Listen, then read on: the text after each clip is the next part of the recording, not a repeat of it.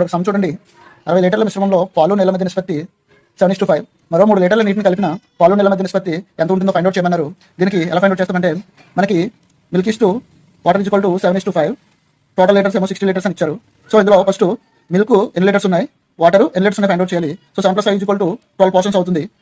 So milk equal to 60 litres కాబట్టి 60 into total milk ప్లేస్లో 7 ఉంది కాబట్టి 7/12 total portions is equal to 5 times పోతుంది. 5 7 ఆర్ 35 లీటర్స్.